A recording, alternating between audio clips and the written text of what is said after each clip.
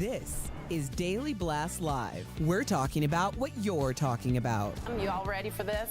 This is a sham. No. Y'all, just stop. Get real.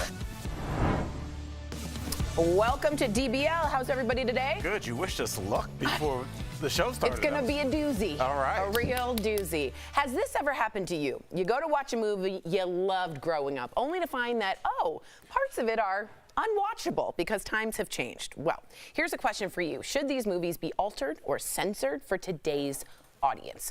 We speak about this because Steven Spielberg is talking about it in a Times interview. Back in 2002, Steven edited the guns out of a scene from E.T. Here's what Steven Spielberg himself had to say about it. No film should be revised based on the lenses we now are either voluntarily or being forced to peer through. But E.T. was a film that I was sensitive to the fact that the federal agents were approaching a bunch of kids with their firearms exposed, and I thought I would change the guns into walkie-talkies. But E.T. and that was because years had gone by, and I had changed my own views. I should never have messed with the archive of my own work. Okay, so what do you think of this? Should movies be changed or censored, or should the original version and vision be honored? There's a bunch of problems in the 80s movies. We know John Hughes, 16 Candles, things like that. But there's also Disney that tends to write a disclaimer instead. What do you guys think about that? What do you think, buddy? Man, I'll tell you, we keep saying there's a bunch of problems with 80s movies. Right. There's a bunch of problems with 80s content. But it's who was in the 80s? It was us. It was human beings. We don't like our behavior in the 80s. Our behavior was just reflected on the screen.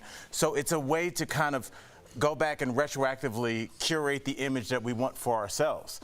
Unfortunately, this was the language that was used. This is the way that women were treated. And it was so common that even in a family movie, there was a bunch of low-key sexual assaults. Yeah. And it's us. We keep trying to censor us and trying to hide ourselves from who we really are or really were. And I think these movies will censor themselves in that they won't be played. Shawshank came out in '94, Jeff. It's still on the air regularly because it's a movie that stands the test of time. If your movie doesn't stand the test of time for whatever reason, it'll go away. Speaking of that, just so you know, on a related note, Molly Ringwald, the poster girl for 80s teen movie, said she can't watch her classic 1985 hit The Breakfast Club with her 13-year-old daughter. She told The Guardian, quote, there were certain things that were accepted in the 80s that just wouldn't be accepted now. She also called out a storyline in 16 Candles where Jake trades his drunk girlfriend to have sex with Farmer Ted in exchange for a pair of stolen underwear. So again, should these scenes be changed? How would you explain them to your kids? Your take is don't change. What do you think, Jeff? I think that's a good deal. No, I'm kidding. I'm totally kidding. Yeah, we have to have some discernment about what we change, right? The gun, that obviously is absurd. You got to take that out. It's not a plot that the movie's wrapped around or anything like that. You could remove things like that that have nothing to do with the movie.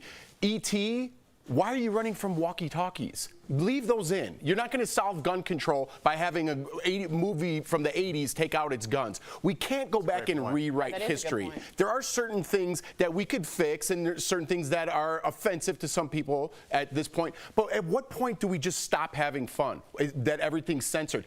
Again, we can't go back and rewrite history. We know, not just the 80s, go back 100 years, go back 1,000 years. People would just be murdered for no reason. You don't have to apologize for every time someone says something like that. But there is something to stereotypes. When I see something about an Italian stereotype, even though I'm half Italian, it's funny. It reminds me of where I grew up. It reminds me of myself. It's funny. I don't know if you guys feel the same way about certain stereotypes. Tropic Thunder. Hilarious movie. People wanted canceled. Ben Stiller goes, I stand up. I still think it's a funny movie. I'm proud of the work that everyone has done on that movie. And he didn't back down. When we gave our, at the end of the year, we said, what do we hope for in this new year? I said, I hope things don't get over-censored. And they definitely did. And I think people are pulling back because you can't fix the past. You could only learn from it. Yeah. And it also takes away from the idea that human beings have discernment, Tori. And just like if you are like, I'm not going to show this movie to my son, it's for whatever reason that you're not going to show it. But like you'll make that decision, and if enough people make that decision, the viewership will go down and it will just go away. The word canceled just means that people don't want it anymore. It's happened to everything that's ever existed that we don't see anymore. Crystal Pepsi got canceled because people didn't want it. So I think the idea that human beings aren't able to discern it's a little bit insulting, and I think it's him going back and re-editing his own work. I feel like that was for him. I don't think that we're looking at the unfortunate stories we have to cover every week about a school shooting, saying if only those walkie-talkies have been swapped out. Yeah, we crossed the line, though, at some point in the last couple of years, and we need to bring it back. Bill Maher, I was watching his show, and he has, I don't even know if I could say the awards. Yes. I don't even know if you could say that, but whatever. He had an award for people standing up against cancel culture. He's like, listen, I'm going to give you an award to the guy from Netflix. He said, you know what? Dave Chappelle's staying on. If you don't like it, don't watch it. The people who don't give in. Yeah, and it's just, we're firing executive producers. We're firing heads of networks. You can't go that far. You can't go that far to rework a whole network because you don't like one person on that station. It got to a crazy point. Which the pendulum has swung. Do you think, though, let me ask you this, Revenge of the Nerds, trading, 16 Candles, spying on nude women, passing around naked photos, tricking a woman to have sex with them. Is that a milestone of the time and we should understand that and see that? Or because of the sexual assault Me Too movement, does that need to be changed? Or is it case by case, or is it just leave everything What do you alone? think? At this point, I kind of agree with Steven Spielberg. I had changed my mind. I was like, yeah, you should change it. Like the Jim Crows, remember in the Disney movie, they're actual crows called Jim Crows. If you don't keep that stuff, you are sort of insulting the audience, which Al is saying. You're not giving us discernment. And also, you're not recognizing a part of the historical context in which you grew up in. I think it's important milestones, which is what Spielberg said.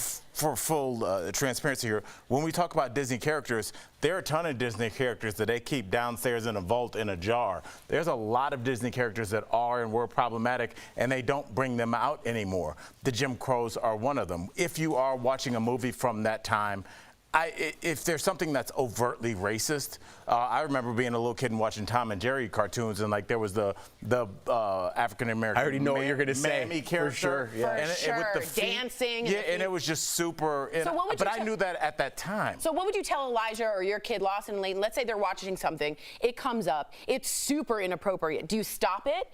Do you ask them? What is your take on that as dads? So just like, when I see like bullying on TV, right? I go, you see that guy? You see how he made that girl cry? That's why you got to be nice to each other. I use it as a teaching moment, right? Even though I don't think it should be taking out of whatever I'm watching, Ted Lasso, you know what I mean? Right. It's a storyline. Bullying, not to an extent where people are injuring themselves. I'm talking about just regular kids growing up. They're going to fall down. They're going to call each other names. There's going to be a pecking order.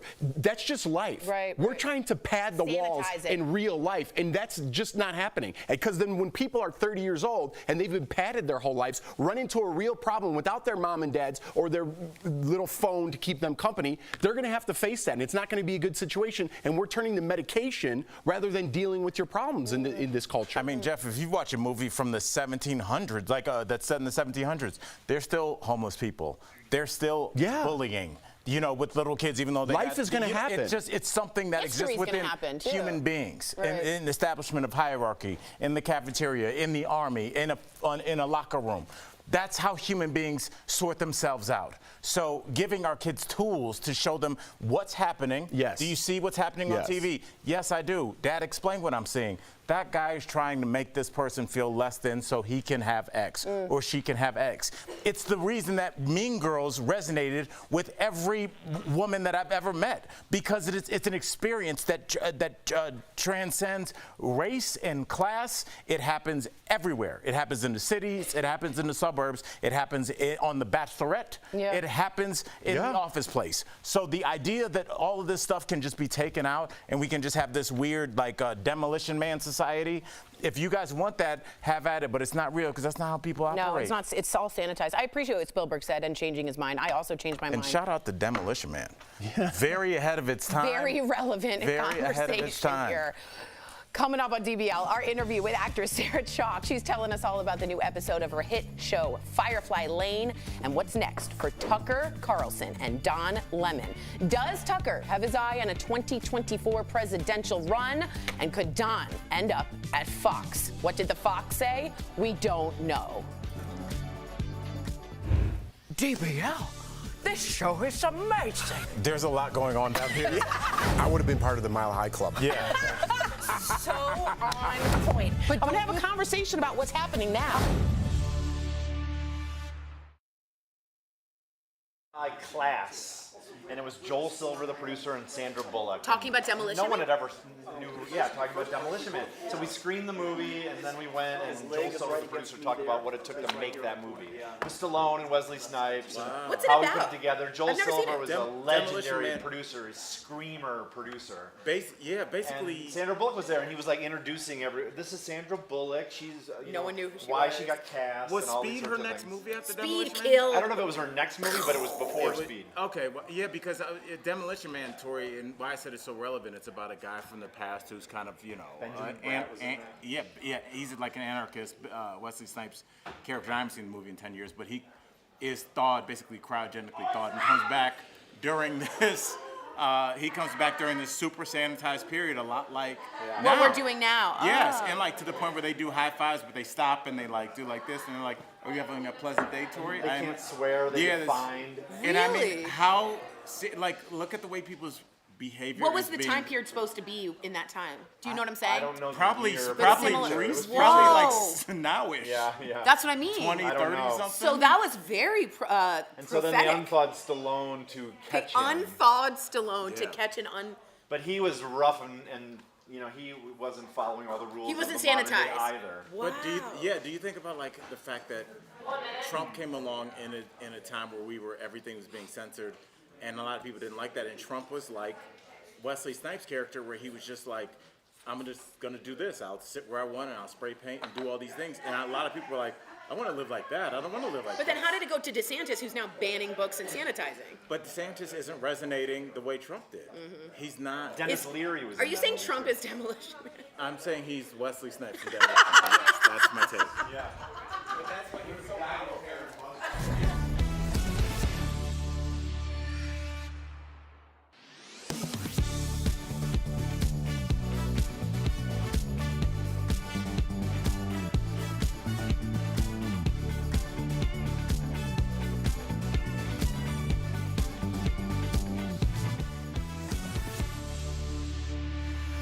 Welcome back to DBL. For the first time since Fox announced it was parting ways with Tucker Carlson, Tucker is breaking his Tucker silence. He told the Daily Mail, quote, "Retirement is going great so far. I haven't eaten dinner with my wife on a weeknight in 7 years."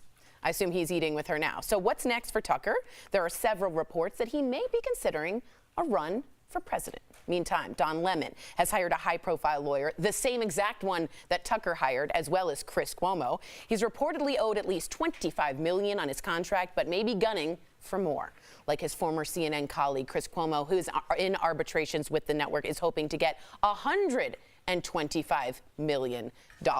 Where's Tucker going? Where's Lemon going? Making lemons out of lemonade. Where do we go? Yeah, Jeff, you gonna touch that? I'm not going to follow that. You know, it's Where do funny. they go? It's Are like, they running? Is he running for president? I feel like He's he running. does have something going on. You don't say retirement's going great. You got fired or let go, whatever it is, 48 hours ago. Totally. So you got something. You're just playing it off, saying, "Oh, retirement's going great. I had a wonderful dinner." You know what I mean? If you Or don't you- have anything else in the works, you say, I'm still in shock. Totally agree. It's been 48 hours. I don't know what's happening. I've been with that network for so long. This is a complete mind blow. Something's going on with Tucker. I don't know where he's going. I mean, at the very least, his own podcast and bring his audience over to that, I think could sustain him for the rest of his life. I don't think he's rich from some inheritance or whatever it is. Stofers, But yeah. I think Swanson. he's got something else in the works. Don Lemon, I'm not sure he does. Someone might offer him a job. To Rick Ross, someone offered him. Rick Ross offered him a job at Wingstop. Yes. I saw. I didn't read the article, but I saw that scrolling I'll through. give you the Wait, gist of it. Okay. Rick Ross Okay, offered him so a it's an job at insult. But do you? I thought he was trying to help him out. But do you think, yes or no, if you had to put money red or black, do you think that Tucker Carlson will run? Always red 23, baby. So yes. See, I'm Black 22. That's why we're always going to be. You know, honestly. But you did not answer the question. We keep I didn't. Well, red or black what? Will he, if you had to put money on it, will Tucker run 2024? No way. Okay. No well, way. Go ahead, it's sorry. just like whether he does or not. My question is, where is he going to run? Don't forget, Trump became popular because they were just showing empty shots of just a podium where he was going to be in 20 minutes. CNN, Fox was so fascinated with this person. Trump was on our TVs every day. Tucker Carlson's leverage was that he was on TV every day giving us a message. Americans got real short memories. And you think about how powerful Bill O'Reilly was.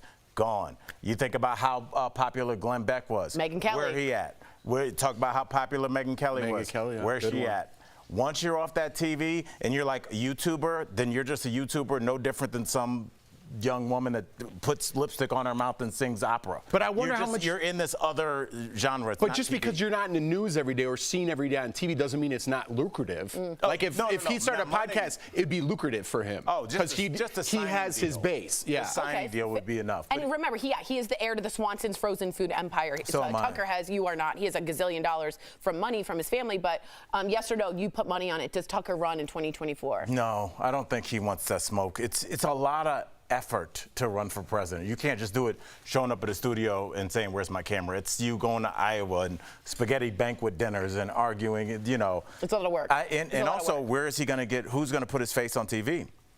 Interesting. So I just want to correct, he's not the heir, the stepmom. His stepmom is the heir to the Swanson. His dad married the stepmom. Correct, just letting you know. Coming up on DBL, we're talking with actress Sarah Chalke. What did she really think about playing the second Becky in Roseanne?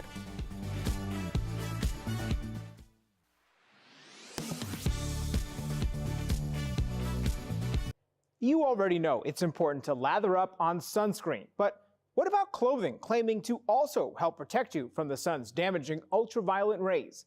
One verified viewer saw labels saying it has a UPF, or ultraviolet protection factor, and texted us to see if this means the same thing as SPF, which is used to measure sunscreen's effectiveness.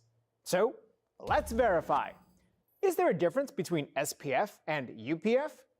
Our sources are the Skin Cancer Foundation, the American Academy of Dermatology, and Dr. Adam Friedman, Chair of Dermatology at George Washington University School of Medicine and Health Sciences. SPF and UPF can help you determine how effective a product is at protecting you from the sun. SPF measures time, or how long sunscreen works at blocking the sun, and UPF measures how much of the sun's rays are blocked by a fabric. For example, under ideal conditions, an SPF 30 sunscreen will help keep your skin from burning 30 times longer than it would without any sunscreen. An article of clothing with a UPF of 30 means the fabric blocks around 97% of the sun's rays from reaching your skin. Our sources recommend using at least an SPF 30 sunscreen and UPF 30 clothing. There's no one way to fully protect yourself from the sun. I think you want to take a combination approach. So that includes using sunscreen SPF 30 or higher and clothing to protect the exposed areas. So, yes, there is a difference between SPF and UPF. All fabric has some sort of protection from the sun, even if it doesn't have a UPF rating. And in general, dark or brightly colored clothing is more effective.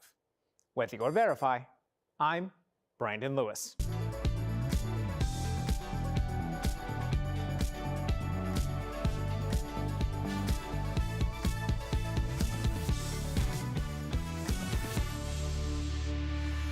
Welcome back. Her first major role surprised us. Sarah Chalke replaced the actress who played Becky on Roseanne, and earlier we caught up with her about her new Netflix show, and it's a hit, Firefly Lane. Take a look. Thanks for having me. Thank you. All right, so let's talk about this. Firefly Lane is about two best friends who face some trying times, and this is a goal I'm working on for myself. I'm trying to maintain better friendships. Have you maintained your friendships from your childhood? I am so lucky. I have a best group of girlfriends that I met in kindergarten, and my best friend and I actually moved to LA together. She wanted to produce. She'd gone to film school. I wanted to act, and we packed up her truck and we moved to LA. It was supposed to be a 6-month sublet, and I stayed 17 years and she stayed 19, so. Whoa. Dreams. Without giving too much away here, what about the friendship in Firefly Lane? Have people sort of anticipating its return? How is that friendship gonna go? Celebrate so hard. Okay, yes, it's a big kind of deal what ends up happening with them. I'm excited for you to see it. They obviously, it's one of my favorite parts about how the friendship was portrayed. You know, it's not this glossy, perfect friendship. Yeah. It really gets into the ups and downs and some really big stuff they went through. I did not, my biggest conflict with my best friend I was telling you about was much less dramatic. It was just over cereal. We were roommates and I ate all the flakes out of the flakes and granola. So the salt for that was she brought back 2 boxes, a Sharpie, And that was like our biggest conflict. Your big fight, the cereal. I hear That that. was a big fight. Granola's huge. I get it. It's a big deal. It's huge. Sarah, I gotta say, I'm really on pins and needles about the return of Firefly Lane because I'm upset with both of y'all right now. Generally, I pick you or Tully. Okay, but right now I'm upset with both of you. So I'm really excited to see what happens. I won't give anything away. I know that Firefly Lane is such a huge hit. Obviously, I'm a fan, but I want to talk about how a lot of us first met you because you replaced the actor who played the original eldest daughter, Becky, from Roseanne twice. So was that frustrating? And what were you doing when you got the call to return back to the role for the final season? So it was, I mean, the whole thing for me was a ridiculous, huge gift. I mean, I had no business being there. I was a kid. I had barely done anything. I'd done a couple of jobs up in Vancouver when I sent a tape down and auditioned, and then watching some of the top comedians in history work all together, watching Laurie Metcalf, what she would do with a script on a Monday morning, and work with it through the week till a Thursday night tape night. I mean, I would just kind of watch in awe. And so what was I doing when I got the call to come back? I was living back in Vancouver, and I was going to college, and I was working on a movie of the week that was shooting up here where I was playing John Ritter's daughter, and I was pregnant in the, not in real life, but in the movie. And so I remember I was like, yeah, I can come back, but I just can't be there for the week of rehearsals because I'm working. So it was a Friday morning, and I took an oceanography exam at like 7:30, and then I went and taped a scene from this movie that I was doing with this pregnancy belly, and then there wasn't even time to change to make the flight. I remember like taking off the pregnancy belly and leaving it in my car, and then getting on the flight to LA, and when I landed, they had a limo with a hair and makeup team in the car doing my hair and makeup on the way to the live tape night that was already happening. And I got there, and they're like, okay, hold these flowers, say this, stand here. And I was like, okay. That's Tori's dream. Yeah. It is. Which part? The oceanography exam? Wave structure, fascinating. Granola? It sounds like a busy day to me. It sounds like a busy day. So let's get back to it. You starred in comedies like Scrubs, of course, and dramas like Firefly Lane. So what do you enjoy more, making people laugh or making people cry? You know, I have to say, in terms of like your experience on set, getting to hang out with comedians all day and laugh is quite a gift to get to experience, and is definitely a fun way to spend your days. And what I did love about Firefly, though, is we did get to do both. I mean, the group of people I was working with, we had such a good time, and that's the fun part about coming back to a job and getting to do multiple seasons is you fall into that rhythm with each other. But we also, on the show, had material where you're like in the 80s and you're dancing and maybe almost even doing a pratfall off the back of a chair, but then you're doing really serious stuff, you know, in the latter half of the day. So there were definitely no 2 days that were the same or boring, and it kind of was constantly pushing me outside of my comfort zone, singing being the biggest one. Great experiences. Yeah. What a life. Sarah, thank you so much for joining us. DBL Nation, you can check out the rest of season 2 of Firefly Lane this Thursday on Netflix. We'll be right back. Thanks, Sarah. Thank you. Thanks so much.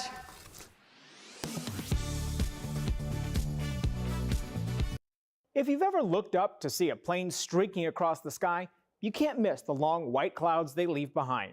Conspiracy theorists claim the clouds are chemtrails, or trails of chemicals being dropped on people below. Videos on social media with the hashtag chemtrails have more than 143 million views. And even today, some people, like Verify viewer Monica, want to know if chemtrails are real. So let's verify.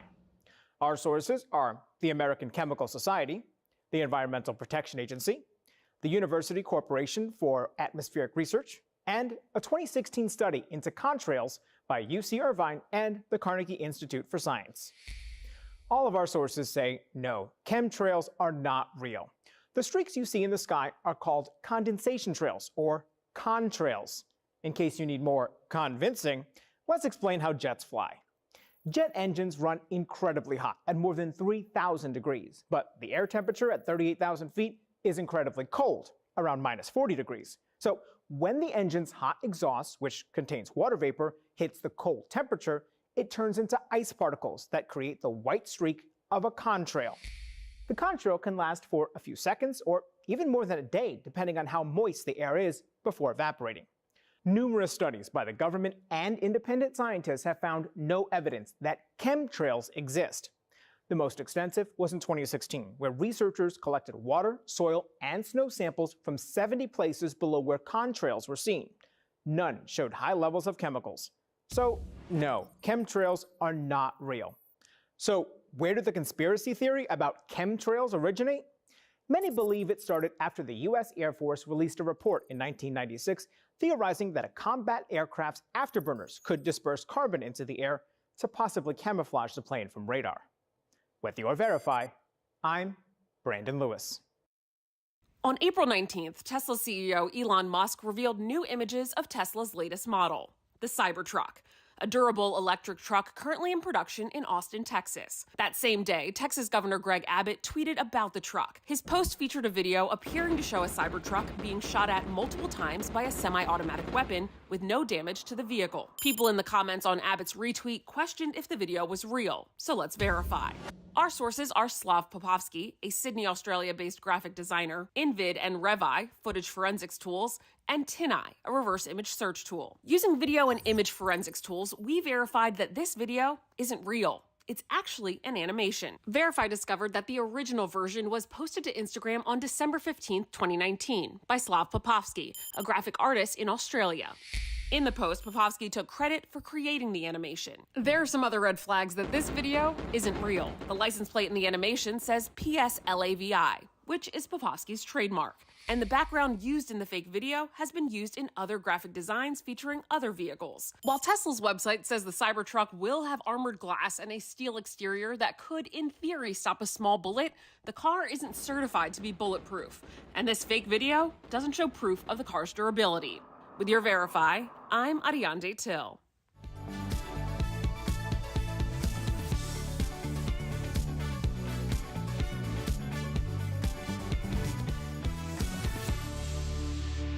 I came up with jury duty. Welcome back. With the unpredictability of other vehicles on the road, we've got some tips on how to become a more defensive driver. That's today's Auto Alert, sponsored by Ox Car Care. First, be attentive, alert, and prepared for hazards ahead. This includes keeping your hands on the wheel, eyes on the road, and mind on the drive. Next, avoid unsafe practices in your car like texting, eating, and enjoying the views a little too much. Also, make sure you're at a safe following distance. Other drivers have been known to unexpectedly slam on their brakes, so make sure you're leaving 3 car distances between the car in front of you. Ox Car Care is dedicated to providing you with an amazing auto protection plan experience that worked with your budget. If you're looking for better car care, give them a call. 1-800-687-1821. 3 car lengths. I was taught to drive by an old black man, my father, and I've driven millions of miles in this country, no accidents. Really? I'm like him. Knock on wood, poo, poo, poo. Safe travels, everyone.